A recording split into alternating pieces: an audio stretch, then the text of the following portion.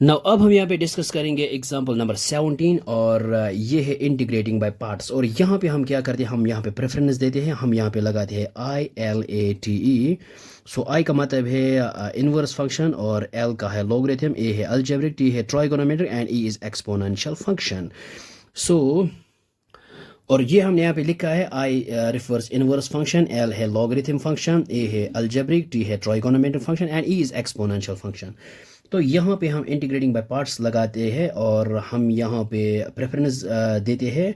यानी पहला जो है यहाँ पे ए है अलजेब्रिक, एक्स है अलजेब्रिक फंक्शन, ये है ट्राइगोनोमेट्रिक। सो अलजेब्रिक पहले आता है, इसको मान लेते हैं यहाँ पे यू, और दिस इज ट्राइगोनोमेट्रिक फंक्शन, ये इसको मान लेते हैं वी। तो अब हम यहाँ पे डायरेक्ट करेंगे इंटीग्रेटिंग बाय पार्ट्स, और ये हमने यहाँ पे लिखा है इंटीग्रेटिंग बाय पार्ट्स। और अगर हमारे पास दो फंक्शन है u and v D x, तो u को हम बाहर लिखते हैं, फिर इंटीग्रल v डी एक्स, फिर है माइनस और इंटीग्रल ऑफ u को डिफरेंशिएट करेंगे, यानी u को डिफरेंशिएट करेंगे, फिर integral of v D x, फिर आएगा ये होल डी एक्स। और ये हमारे पास जो है इसको मान लेते हैं i इज इक्वल टू, ये है इंटीग्रल ऑफ एक्स और cos of x D x. और ये है फर्स्ट फंक्शन और ये है सेकंड फंक्शन। तो फर्स्ट फंक्शन को हम यहाँ बाहर लिखते हैं और इंटीग्रल ऑफ सेकंड फंक्शन यानी कॉस एक्स डी एक्स, फिर आएगा माइनस इंटीग्रल ऑफ और डिफरेंशिएशन ऑफ फर्स्ट फंक्शन यानी एक्स को डिफरेंशिएट करेंगे, फिर आएगा इंटीग्रल ऑफ ये कॉस एक्स डी एक्स, और फिर आएगा यहाँ पे ये whole D x.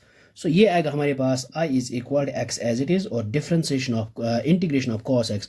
We knew that अगर हम यहाँ पे देखेंगे differentiation of sine is cos x, और जब हम इंटीग्रेशन ऑफ कॉस करेंगे तो ये आएगा साइन एक्स। तो हमारे पास आएगा ये साइन एक्स, और फिर ये माइनस इंटीग्रल ऑफ एक्स को डिफरेंशिएट करेंगे विद रेस्पेक्ट एक्स, ये आएगा 1, और इंटीग्रेशन ऑफ कॉस एक्स ये आएगा हमारे पास साइन एक्स, और ये आएगा यहाँ पे d x. So i is equal, ये आएगा x times sine x minus integral of 1 into sine, ये आएगा साइन एक्स और d x as it is. So i is equal, ये आएगा x और यहाँ पे है साइन x, और वी नो दैट यहाँ पे है इंटीग्रेशन ऑफ साइन, और we know that differentiation of sine cos is minus sine x.